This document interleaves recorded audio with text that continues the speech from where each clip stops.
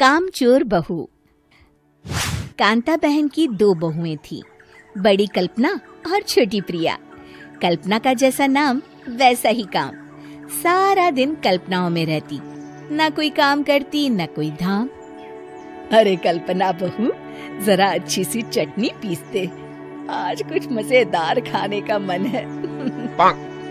पेट में जलन हो जाएगी माँ जी बुढ़ापे में, और वैसे भी मेरा काम करने का वक्त शाम का है, अब प्रिया को ही बोल दो। इतना कहकर कल्पना वहाँ से चली जाती है। कांता कल्पना के ऐसे रवैये से काफी परेशान रहती है। मैं बना देती हूँ माँ चटनी, ऐसा बोलकर प्रिया माँ को चटनी बनाकर प्लेट में खाने को देती है कि तभी वहाँ कल्पना आ जाती है। अरे वाह चटनी, जरा चख कर तो देखो, बड़े दिन हो गए। अरे नहीं बहू, तू तो रहने ही दे चटनी खाना, पेट में जलन हो जाएगी।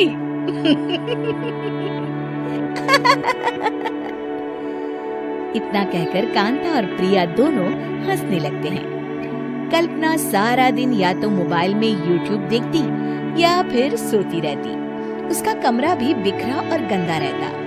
एक दिन कल्पना का पति अशोक उससे कहता है, अरे कल्पना, जानवर भी उस जगह को साफ कर लेता है जहाँ वो बैठता है, तुम तो इंसान हो, कैसे इतने गंदे कमरे में रह लेती हो?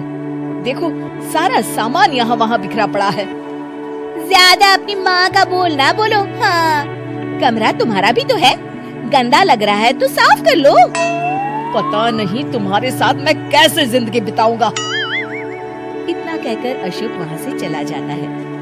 कल्पना बस खाना खाने कमरे से बाहर आती और फिर से कमरे में चली जाती। इससे कांता बहन काफी परेशान रहती। एक दिन प्रिया कांता से कहती है, माँ, मैं सारा दिन काम करके थक जाती हूँ, आप कल्पना दीदी से कहिए ना कि सुबह और शाम का काम बांट ले। मैं तो अब सिर्फ एक वक्त का ही काम करूँगी। हाँ।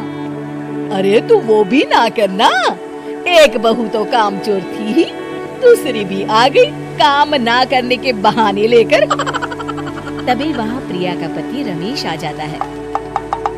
माँ, मैं देख रहा हूँ भाभी कोई काम नहीं करती, प्रिया सारा दिन घर और रसोई का काम करती है, अब कुछ करो ना माँ। कांता मन में कुछ सोचती है और कल्पना के पास जाती है। कल्पना फोन पर मेकअप करना देख रही होती है।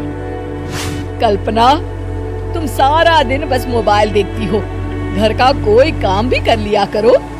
प्रिया सारा दिन काम करके थक जाती है। आज से मैंने फैसला किया है, एक वक्त का काम तुम करोगी, सुबह का खाना तुम बनाओगी और रात का प्रिया। आप लोगों ने काम को हवा बना रखा है। अरे पता नहीं थोड़ा सा ज्यादा काम करने में आप लोग घबरा क्यों जाती हैं? और हाँ, बहुत ज्यादा प्रिया की तारीफ मत करिए मेरे सामने, बड़ी बहू तो मैं ही रहूंगी।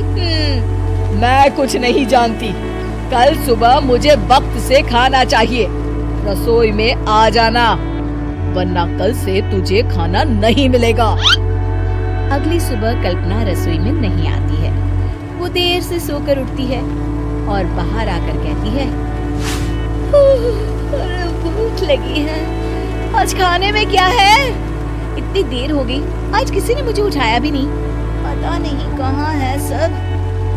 कल्पना को घर में कोई नहीं दिखता। वो रसोई की तरफ जाती है जहाँ बड़ा सा ताला लगा होता है। अरे रसोई में ताला? ओ, मैं तो भूल ही गई थी। माँ ने आज से सुबह का खाना मुझे बनाने को कहा था। हे भगवान, इतने लोगों का खाना बनाना क्या आसान है? तभी घर के सारे सदस्य बाहर से वापस आते हैं। वाह माँ जी, मजा आ गया छोले भटूरे खाकर। मेरे मुंह में तो अभी भी स्वाद आ रहा है। अरे कल्पना, तेरे भरोसे रहते तो हम तो भूखे ही रह जाते। कल्पना को बहुत गुस्सा आ जाता है। अब बहुत हो गया, आज से मैं अपनी रसोई अलग कर रही हूँ, मैं अपना खाना खुद बना लिया करूँगी। कल्पना अपनी रसोई अलग कर लेती है, पर आए दिन उसका देर से उठना और काम न करने की आदत से वो भूखी ही रह जाती थी।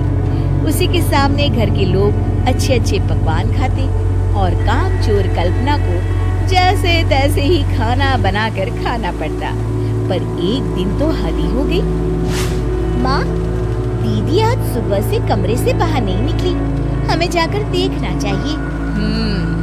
सो रही होगी काम चोर कहीं की, पर तुम कहती हो तो चलो देख लेते हैं उसे। कल्पना कमरे में पेट पकड़कर बैठी होती है। हाय मेरा दर्द, पेट दर्द के मारे मर रही हूँ मैं।